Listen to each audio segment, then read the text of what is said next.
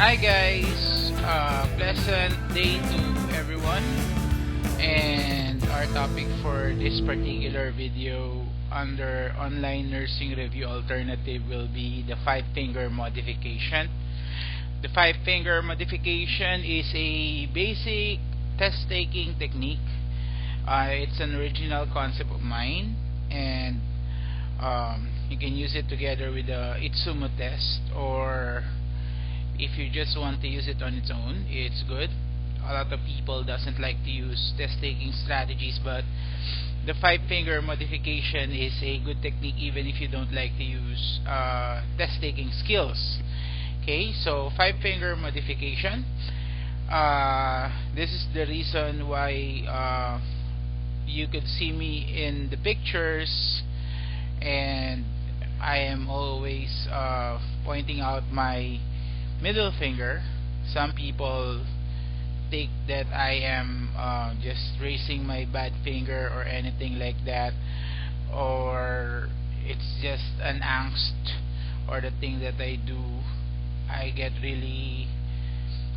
frequently criticized because of this thing, but in reality I'm not really raising my bad finger, and I am not encouraging my students to raise their bad fingers, but what I encouraging them to do is to do the five finger modification. If you learn this is a good addition for you guys whenever you're taking any type of multiple choice examination.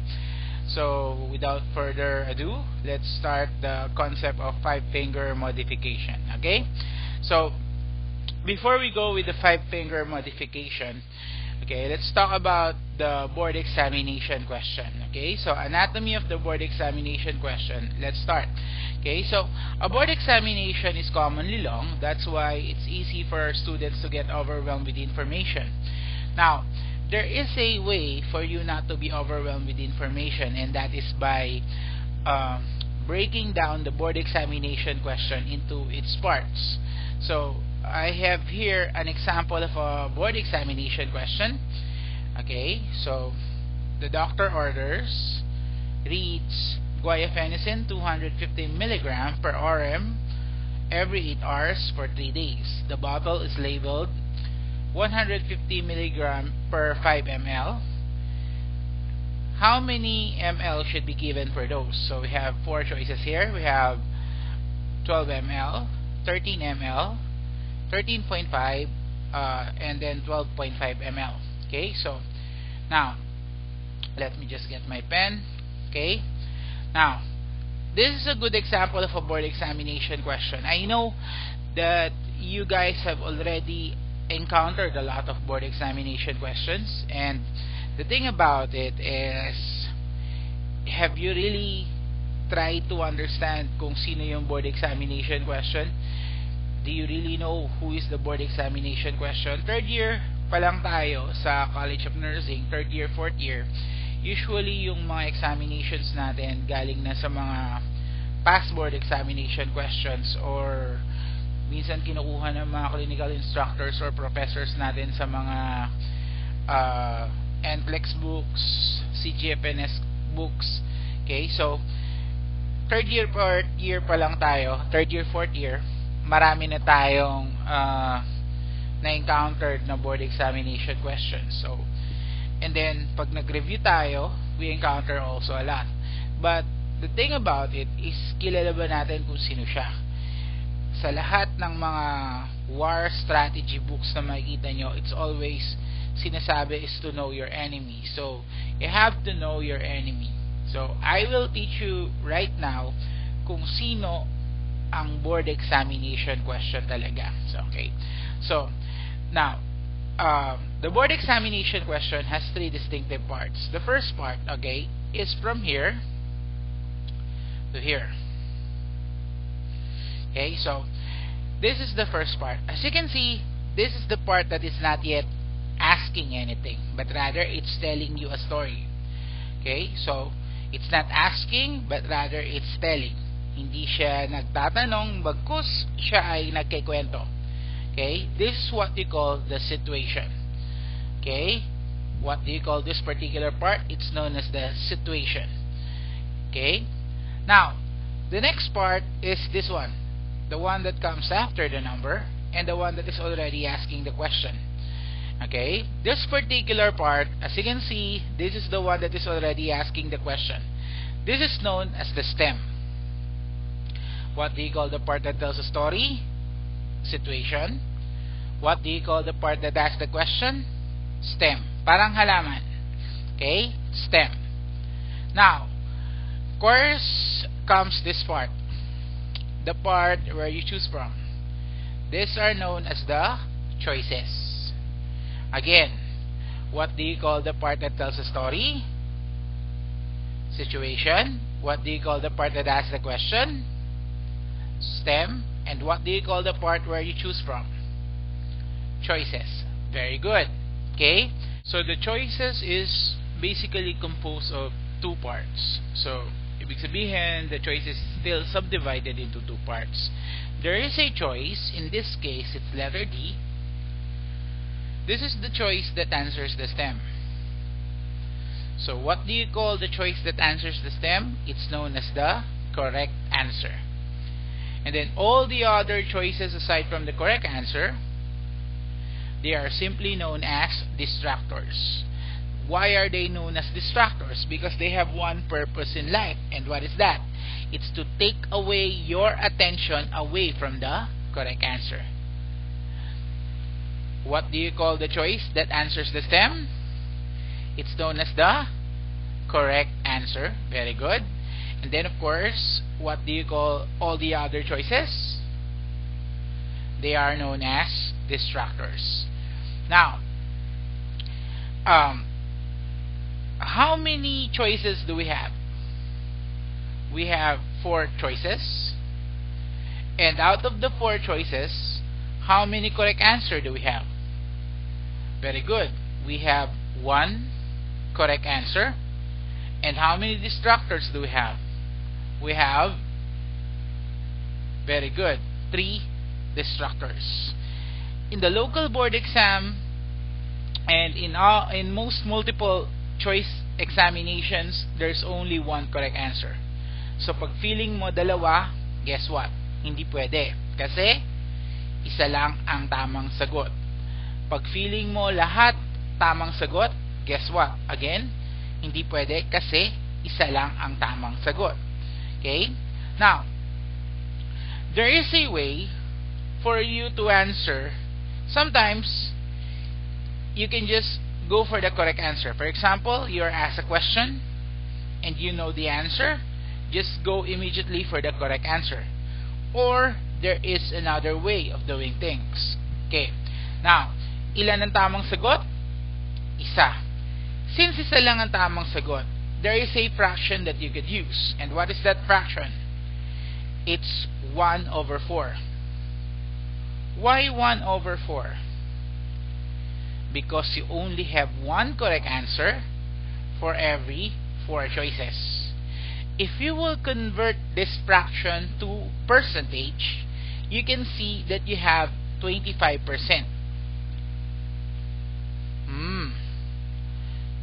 Okay. So, ganun pala yun.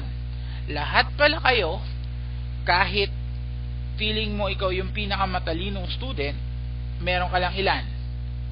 25% in getting the correct answer. Kung feeling mo naman ikaw yung pinakamahinang student, huwag mo awala na pag-asa. Bakit? Meron ka pa rin ilan? You still have 25% in getting the correct answer. Malaki, maliit? Very good. Maliit. Okay? Now, for example, this is the question. This is the whole question. This is the situation. This is the stem. These are the choices. And hindi mo alam ang tamang sagot. Okay? Alam ko ba tamang sagot? No, hindi ko alam. Okay? Pero may alam ako. And what is that? Alam ko that it's not letter A. Okay? So, I don't know the correct answer, but I know that it's not letter A. Therefore, what is letter A? Letter A is a distractor. Therefore, what could I do? Okay? So, I could eliminate. In my book, I call this burning. Why? I took it from the expression known as burning the hay. Okay? It's like, have you ever heard of the expression, it's like finding a needle in a haystack? Why is it hard to find a needle in a haystack? Because you're looking for a very small thing in a big amount of place filled with other things. In this case, our haystack is our choices. The needle is the correct answer and the hay are the distractors. Okay? How do you find a needle in a haystack? What you could do is you burn the hay. Because at the end of the day, needles don't burn. So what you do is you eliminate each of the distractors until you come out with the correct answer. Sa ibang students, kapag nakatanggal sila ng isang maling sagot, sabi nila, ano ngayon? Nakatanggal lang naman ako ng isang maling sagot. Okay? It doesn't change anything. Actually, it changes everything. From 1/4, the fraction is now 1/3.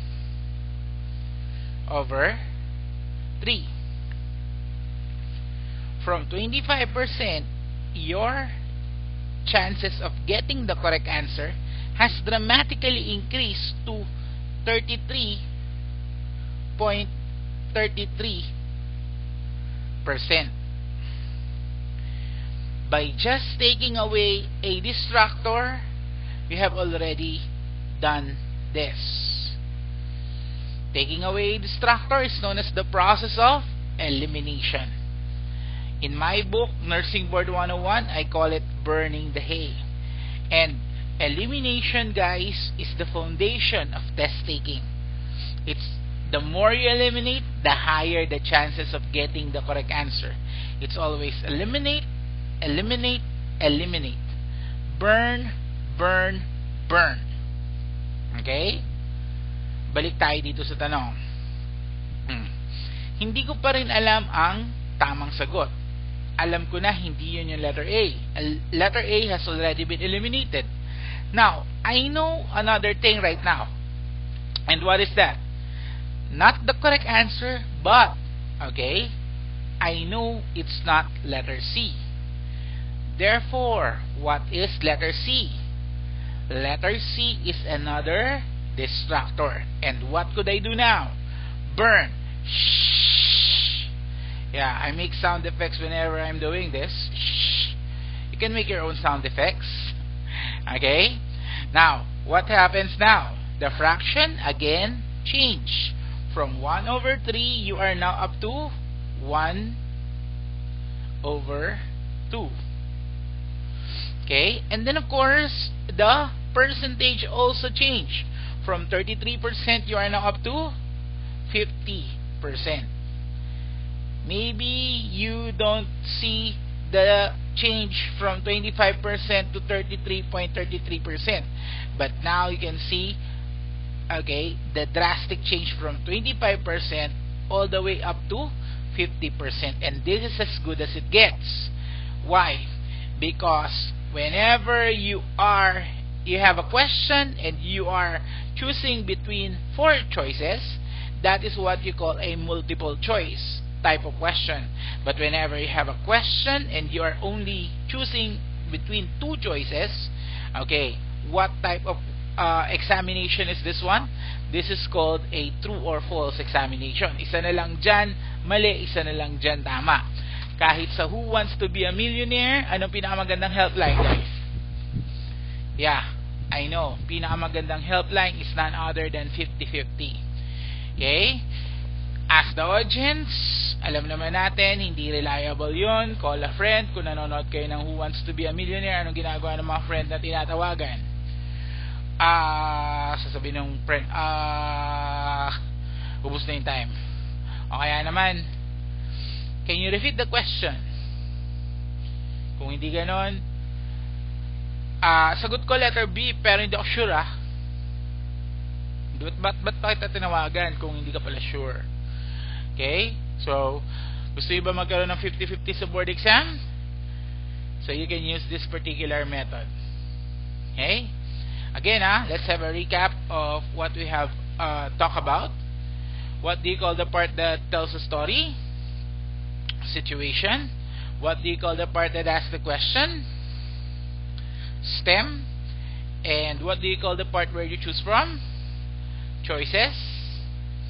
Okay, the choices is still subdivided into two parts. The choice that answers the stem is known as the correct answer, and all the other choices aside from the correct answer are known as distractors. Okay, and how do you find a needle in a haystack? You burn. Okay, so now let's go to the 5-finger modification. Okay, now whenever students see a question, what they immediately want to do is to answer that particular question. That's a wrong move. Okay, maybe earlier pinapakita ko pa lang sa inyo yung example of a board examination question. Some of you are trying to answer this particular question already. Hindi ko pa naman pinapasagutan, pero bakit sinasagutan nyo na? Okay, it's because of that particular discipline, that whenever you see a question mark, what you want to do is to immediately answer. Okay, now I'm telling you right now, don't answer the question immediately. Huh? Mr. Rotalan, don't answer the question immediately. What should we do? Okay, yes, I want you first to modify. Can you say that? Modify. Okay, before answering anything, I want you to modify the question. Okay, this is establishing your critical thinking para hindi yung immediately parang reflex action ang ginagamit mo. I want you to think first before you answer. So I want you to modify the question. Okay, so how do you modify the question? You will use the 5-finger modification. Okay, you will use the 5-finger modification by the 5 non-dominant modification tools.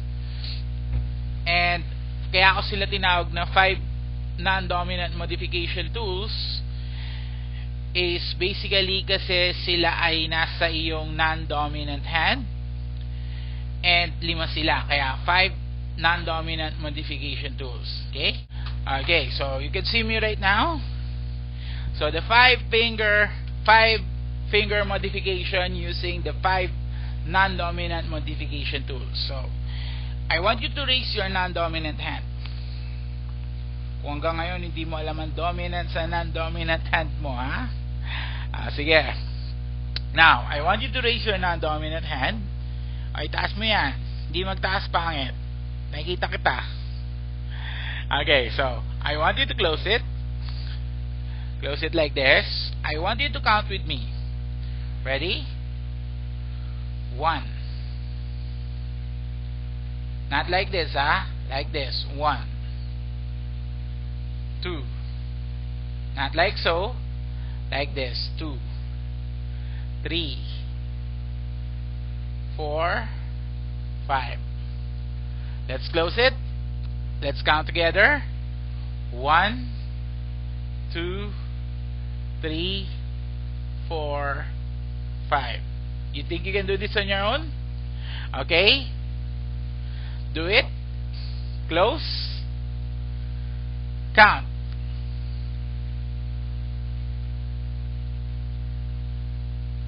Very good. Okay, so each of the finger is a representation of a tool that you could use to modify the question. Okay, so first finger.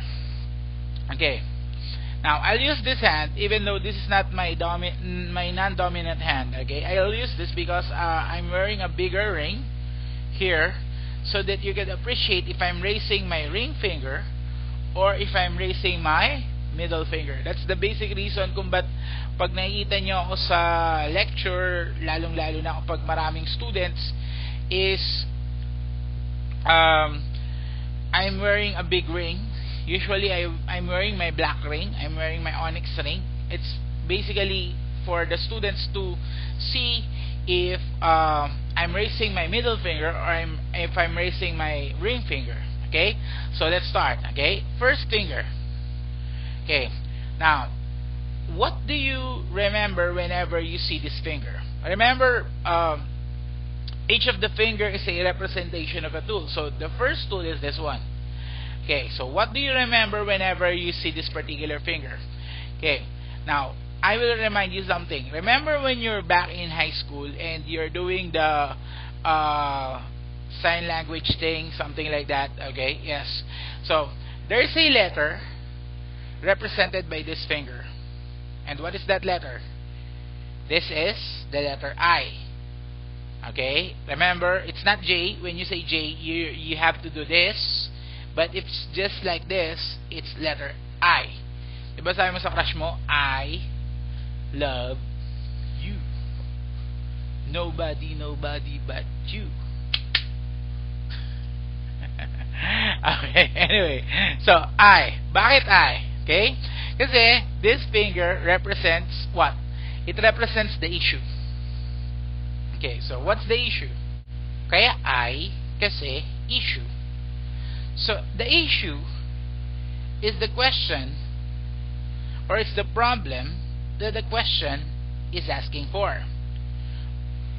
For example, bago kita bigyan ng mahirap na example, bigyan muna kita ng isang madaling example. For example, tanong ni Mr. Untalan sa'yo, anong kulay ng notebook mo? Okay? What is the issue in that particular stem? Okay? Is it the notebook or the kulay? Okay? If you answered ka agad, diba? Sumagot ka, blue. Oh, you forgot one thing. Like I've said before, don't answer immediately. First, modify the question. Unang-una mong itatanong sa sarili mo is, anong issue dun sa tanong ni Mr. Untalan? Okay? The issue in that particular question is none other than kulay. Okay? So, it's not notebook, but rather it's kulay. So, that's the issue. The problem that the question is asking about. Okay? It could be a drug. For example, sabi nung stem, among the following drugs, what is contraindicated for this type of patient? Now, what is the issue in that particular stem? It's not the contraindicated, but rather it's the drug. Okay?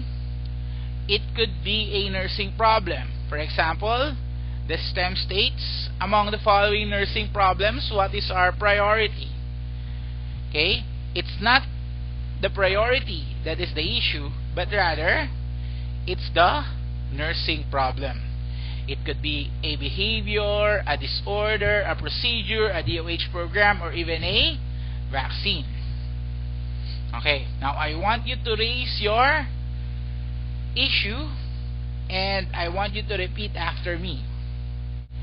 Okay, raise your issues and then repeat after me. Whatever is the issue, that is the only possible answer. Can you say that again? Whatever is the issue, that is the only possible answer. Ano ibig sabihin nun? Ang ibig sabihin nun, kung ano yung tanong, yun lang ang pwedeng sagot. Halimbawa, tinanong kita, anong kulay ng notebook mo? Sumagot ka, makapal. Is there any way na tama ang sagot mo? There's no way na magiging tama ang sagot mo. Why? Kasi ang issue, kulay. Ang pwede lang na sagot, kulay. Okay? Let me go to a stem. For example, this stem. Look at the stem in this particular question. Sabi niya, among the following vaccines, what is best for our patient? What's the issue there? Okay? I want you to mark the issue. How do I mark my issue? I simply make a simple underline like this. Okay? Once nakilala mo na ang issue, you can now perform a procedure known as check, check, check. And what is check, check, check? Check, check, check is basically checking are all the choices coincides with the rule of the issue. Remember the rule of the issue? Whatever is the issue, that's the only possible answer. Okay? Therefore, is this a possible answer? BCG, we know that's a vaccine. Check. Is this a possible answer? this is not a possible answer because this is paracetamol. This is a drug. X. Is this a possible answer? DPT, we know that's a possible answer. Check. Is this a possible answer? Anti-measles vaccine, that is also a vaccine, therefore, check. Do you see something? What do you see, guys? Look at that. Letter B is not an issue. Remember, what's the rule of the issue? Whatever is the issue, that is the only possible answer. Therefore, what are we looking at? It's a distractor. Therefore, what could we do? Shh, burns. What happens now? From 1/4, your fraction goes to 1/3. From 25%, your percentage has already increased, okay, to 33.33% by just knowing the simple and the humble issue. Okay, so that's how you use the issue. So again, what is this finger for? Issue. Okay, and what's the rule of the issue? Whatever is the issue, that's the only possible answer. And then of course, next finger. Okay, so I'll use this finger again. I'll use this hand again for you to appreciate it well. Okay, what is the next finger? Here. Okay, now what does this finger reminds you of? Very good, the ring. Sa aming may mga asawa na, nandito ang aming wedding rings. And what does the wedding ring remind you of? Your wife or your husband. Okay, sa isang may asawa na, at least in an ideal situation, sinong pinaka-importanting tao sa kanya? Very good, walang iba kung hindi ang kanyang significant other, ang kanyang asawa. Okay, so anong pinapaalala nito sa atin? Remember, what type of examination will you take? Very good, a nursing examination. Therefore, you will play the role of being a nurse. Sa isang nurse, sino ang pinaka-importanting tao sa atin? Walang iba kung hindi ang ating patients. Kaya lang, patient is a term that could be used for the sick. I need a term that could be used for the sick at the same time the well. Okay, so identify the client in the situation. Okay, so again, what is this finger for? Issue. Okay, and what's the rule of the issue? Whatever is the issue, that's the only possible answer. And then of course, next finger. Okay, so I'll use this finger again. I'll use this hand again for you to appreciate it well. Okay, what is the next finger? Here. Okay, now what does this finger reminds you of? Very good, the ring. Sa aming may mga asawa na, nandito ang aming wedding rings. And what does the wedding ring remind you of? Your wife or your husband. Okay, sa isang may asawa na, at least in an ideal situation, sinong pinaka-importanting tao sa kanya? Very good, walang iba kung hindi ang kanyang significant other, ang kanyang asawa. Okay, so anong pinapaalala nito sa atin? Remember, what type of examination will you take? Very good, a nursing examination. Therefore, you will play the role of being a nurse. Sa isang nurse, sino ang pinaka-importanting tao sa atin? Walang iba kung hindi ang ating patients. Kaya lang, patient is a term that could be used for the sick.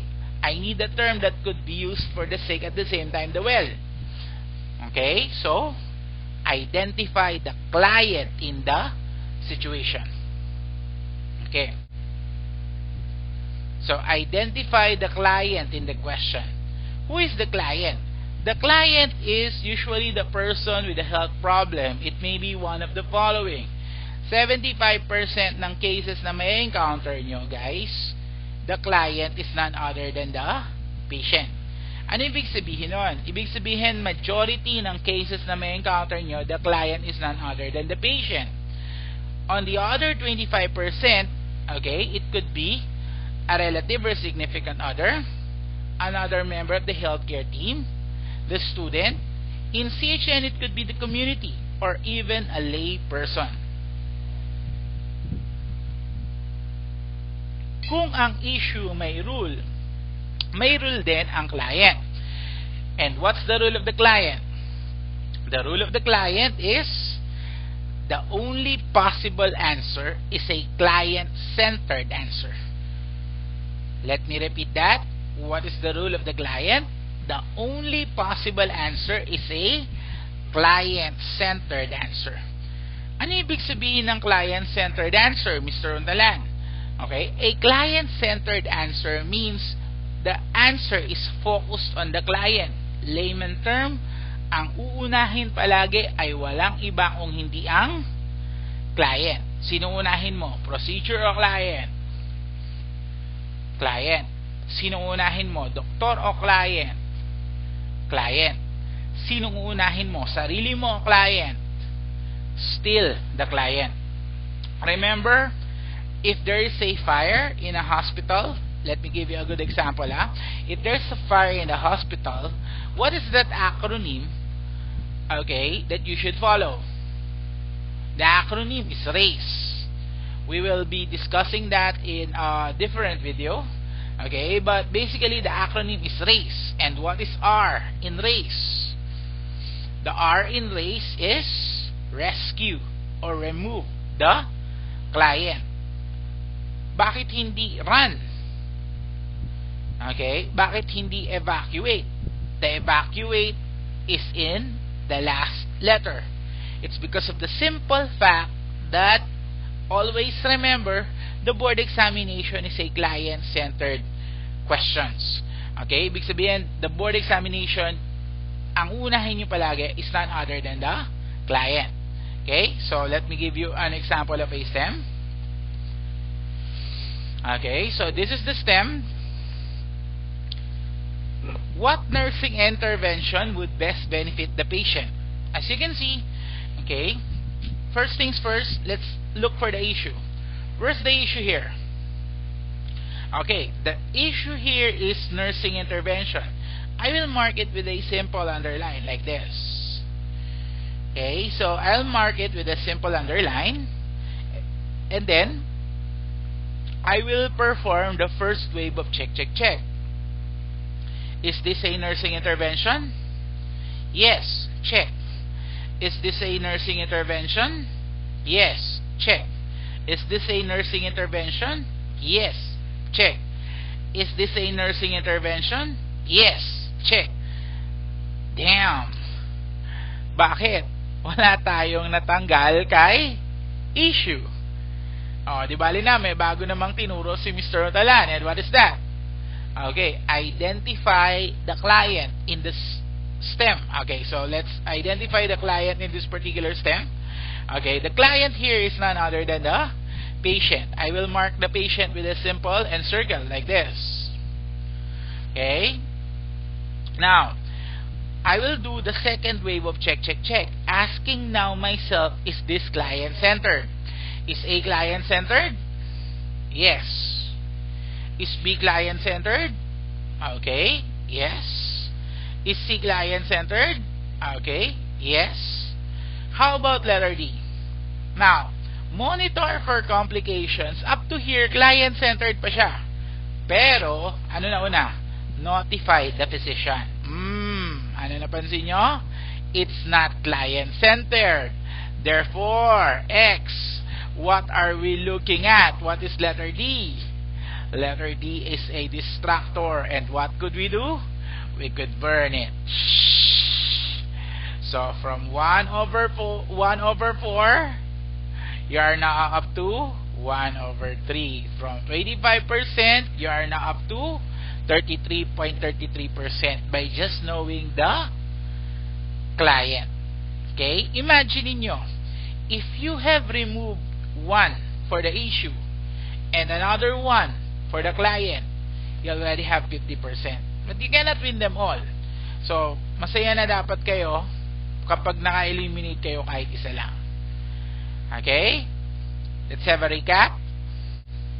Ano to? Issue. What's the rule of the issue? Whatever is the issue, that is the only possible answer. Ano daw to? Client. What's the rule of the client? Okay, always remember that the only possible answer is a client-centered answer. Okay, now let's go to my favorite finger. That's the reason kung bakit nakakaganito ako sa mga pictures ko before sa FB, sa Friendster. Okay, yes, it's because I am emphasizing this particular finger. Why? Because this is the most important in the 5-finger modification. Bakit siya pinaka-importante? Because of the fact na these 2 fingers, okay, these 2 fingers are dependent on this one. Ibig sabihin, the last 2 fingers are dependent on this one. And what is in this particular finger? It's none other than the keyword. Okay? Yeah. Keywords. Keywords focuses your attention on what is important. Sometimes they do appear in a different size or fonts, but most of the times they don't. Okay? Now, dati yung mga keywords minsan naka all caps, or sometimes naman italicized, or minsan naka bold. But right now, very rare ko na silang nakikitang nakaganon. Okay? So you have to learn how to look for them. Okay? So, what are examples of keywords? Example itself is a keyword. Priority is a keyword. Early symptoms is a keyword. Okay? Initial, late symptoms, vital, best, worst, and my personal favorite keyword. It's none other than except.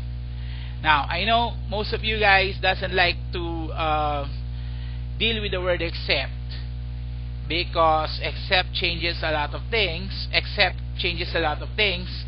Actually, except is a challenging keyword. I will not say na mas madali ang question pag may word na except, pero you can deal with the word except. Okay? Madali lang siya pag alam mo how to deal with it. Okay, so let's go back to the stems that we have already discussed. And first things first, in this particular stem, I want you to identify where's the issue. Very good. Nasabi na natin kanina, the issue is the vaccine. I want you to identify where's the client. So the client here is the patient. Circle it, and I want you now to identify where's the keyword. The keyword here is best. If you guessed that the best is the keyword, very good. That's the keyword. And right now, what I want you to do is to box it. Remember, underline the issue and circle the client, box the keyword. Underline the issue and circle the client, box the keyword. This is how the people that knows the modification techniques do this. Okay, let's go to this one. Where's the issue? Very good. Nursing intervention. And what should I do? Underline. Where's the client? Patient. What should I do? And circle. Where's the keyword? Okay, and what should I do? Very good. Box. Underline the issue and circle the client, box the keyword. Underline the issue and circle the client, box the keyword. Okay, now, of course, the most common question that I have encountered here is, Mr. Montalan, do we really need to do that? Do we really need to do that? Okay, well, ito yung ginagawa ng mga nagpo-follow ng modification techniques and ng Itsumo test. Actually, you don't need to do this. If you want, you can just underline everything. If you want, just underline everything. If you want, you can just encircle everything. Okay, gusto mo maarte ka, pauso ka na sa'yo, you can star the issue, heart the client, and then flower the keyword. Okay, yes. Alam, baka maubos yung time mo sa paglalagay ng details, ha? Actually, guys, you don't need to do this. Kaya lang, ang ine-emphasize ko lang is sulatan nyo yung questionnaire. So, sulatan nyo yung questionnaire. Sabi ng isang research is, the more daw sinusulatan ng isang examinee yung questionnaire, it's the more chances na nag-iisip siya. So, sulatan mo yung questionnaire. Sa actual board exam, you can write at the questionnaires. If you're taking HAAD, if you're taking NCLEX, you can scribbles. You can do scribbles. Kasi test base nyo is sa computer, no? So, you can do some scribbles in a pad. You will be given a chance to be given a paper there. Okay, so pwede kayo mag-scribbles. Okay, so again, let's have a recap of that. Ano daw to? Issue. Okay, and what's the rule of the issue? Whatever is the issue, that is the only possible answer. Okay, ano daw to? Client. Okay, all possible answers are client-centered. Ano daw to? Keywords. Okay? Yes. Now, keyword ang magsasabi kung time na para Okay, tandaan nyo, ang keyword ang magsasabi kung time na para Okay. Ano naalala mo pag nakikita mo tong finger na to? Maybe point? Think? Okay. Anong number siya pag mag-isa lang siya? It's number? Okay, it's number 1. Okay, and gawin mo nursing. Keyword ang magsasabi kung time na para prioritize. So, prioritization is asking yourself what comes first and what is the most important or what gets the highest priority. Okay, so that's prioritization. Kaya nandun siya sa, yun ang magpapaalala sa yung finger, yung number 1. Okay, now paano mo malalaman kung time na para mag-prioritize ka? Okay, yes, ang magsasabi sa iyo ay walang iba kung hindi ang keyword. So let's look at this particular steps. Okay, so first stem, where's the keyword here? If you want to go with initial, that's a good keyword. Very good. If you want to go with initial response, okay lang yon. Wala namang rule na nagsabing isang word lang ang keyword. So, pwede kahit more than one word. How about the next stem? If you want to go immediate, if you want to go with immediate consideration, how about the third stem? If you want to go with priority or highest priority. How about the last? Okay, if you want to go with first or if you want to go with done first. Always remember, kahit kalahati na ng stem mo, na box mo for your keyword, okay lang yon. Basta siguraduhin mo lang dun sa binabox mo nandun ang totoong keyword. Baka box ka lang ng box. For example, ang binax mo dito, which receives. Okay? Hindi ganun yun, Kailangan ang binabox mo yung actual keywords. Now, kapag ganyan ang mga keywords mo, anong sinasabi nila? Okay, sabi nila, mag-prioritize ka daw. Okay? And then, pag magpa-prioritize ka, magkakaroon tayo ng changes sa hand. Okay. Sabi ng keyword, mag-prioritize ka daw. Kapag hiningi ng keyword na mag-prioritize ka, baba mo, hand mo, like this. And then, you will have the 3 basic guidelines of prioritization. Okay? Pag nakataas, issue, client, keyword. Pag nakababa, the 3 basic guidelines of prioritization. And when we prioritize, we have 3 basic guidelines. And what is the first guideline? The first guideline is none other than, okay, most of you will answer ABC. Actually, no. Hindi unang guideline ang ABC. Why? Kasi tatandaan nyo, ang ABC, useful lang siya kapag ang choices mo are all physiologic. Pero always remember, hindi siya useful kapag may choices kang psychologic.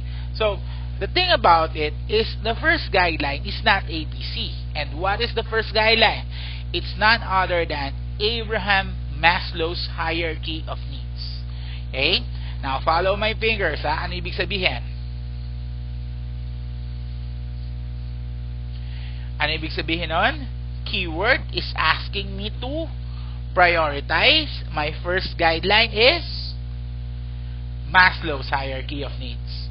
So, anong una sa Maslow's? Physiologic, bago ang safety and security, bago ang love and belongingness, bago ang self-esteem, bago ang self-actualization. Okay? So, ano ang sinasabi ng first guideline? Okay, it's none other than Abraham Maslow's hierarchy of needs or Maslow's hierarchy of needs. Okay, next guideline. Keyword, asking you to prioritize, and then second guideline. And what's the second guideline? Sabihin mo na yung sinabi mo kanina. And what is that? It's none other than ABC. Very good. So, prerequisite ng ABC si Maslow. Okay? So, Abraham Maslow's hierarchy of needs and then ABC. Ano ibig sabihin ng ABC? Airway, breathing, circulation. May pumasok sa emergency room, okay, na client, merong dumudugo sa kanya, may masakit sa kanya. Anong ipaprioritize mo? Dumudugo o masakit? Very good. Okay?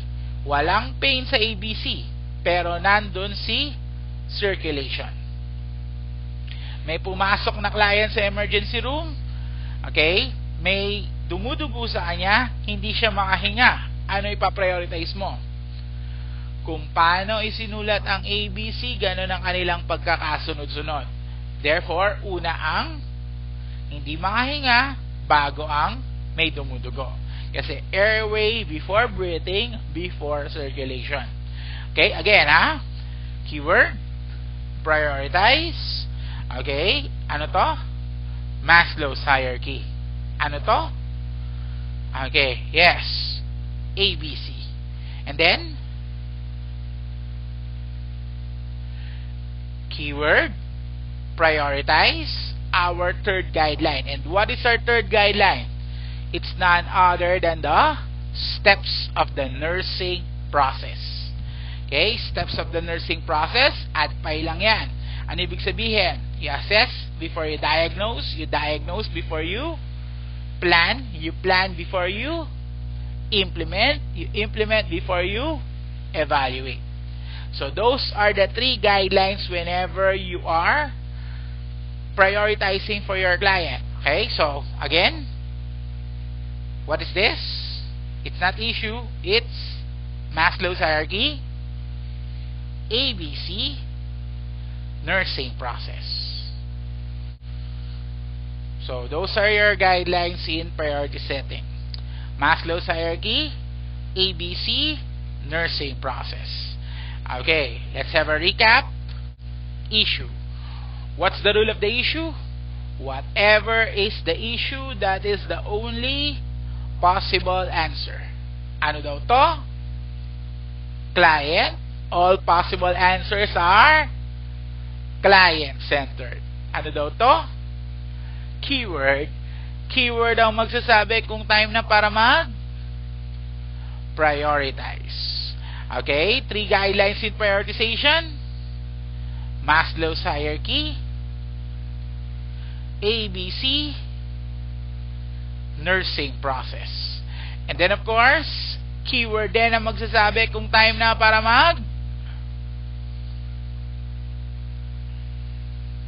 Look at my motion. Ano yan?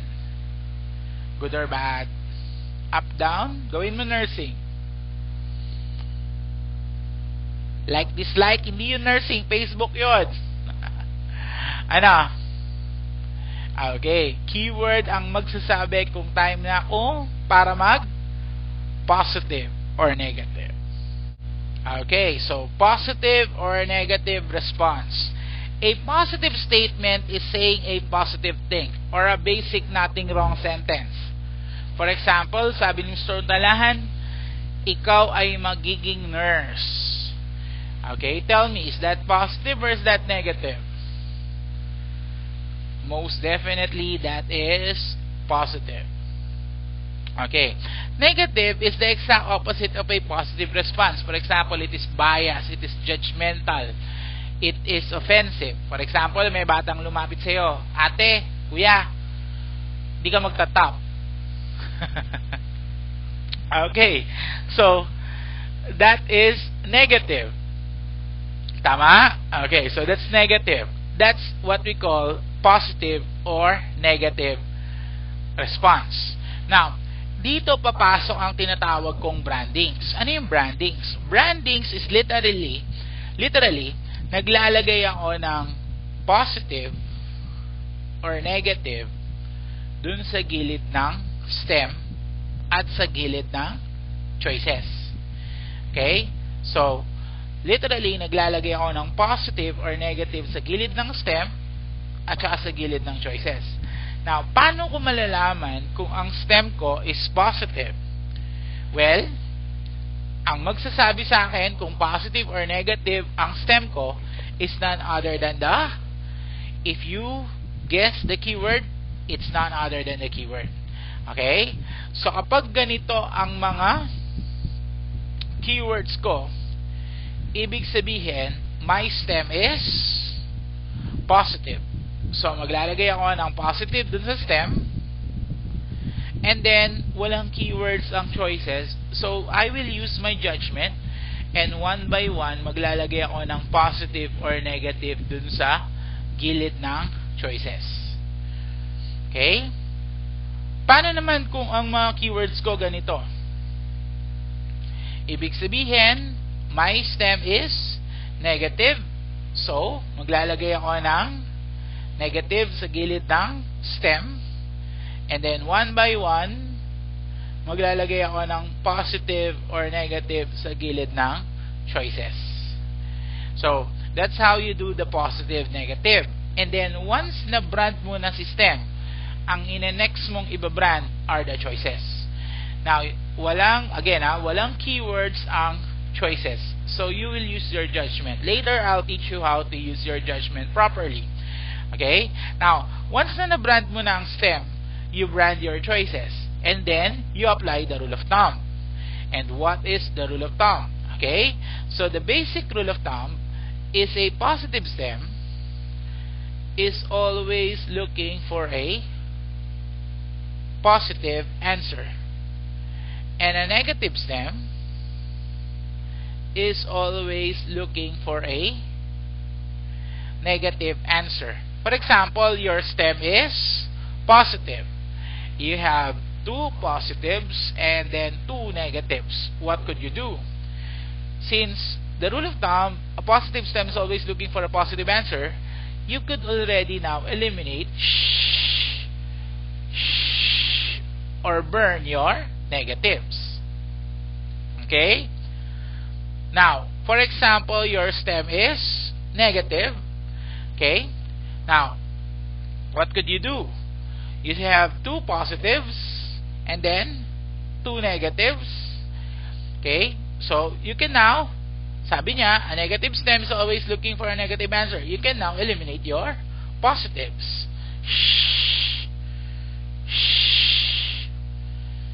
And that is the 5-finger modification. Okay? Let's have a recap and then we'll go to how to use this in different types of questions. Okay? Let's have a recap. Issue. What's the rule of the issue? Whatever is the issue, That is the only possible answer. Ano daw to? Client. What's the rule of the client? The only possible answer is a client-centered answer. Ano daw to? Keyword. What is the rule of the keyword? Okay, keyword ang magsasabi kung time na para mag-prioritize. Okay, 3 guidelines of prioritization. Maslow's hierarchy. ABC. Nursing process. Keyword din ang magsasabi kung time na para mag positive, negative. What's the rule of thumb? A positive stem is always looking for a what? Positive answer. A negative stem is always looking for a what? Negative answer. Okay? So, let's go with the proper sequence before we go to a different let's go with the proper sequence before we show you examples, before I show you examples. Okay, so let's go with the proper sequence on how to answer the question.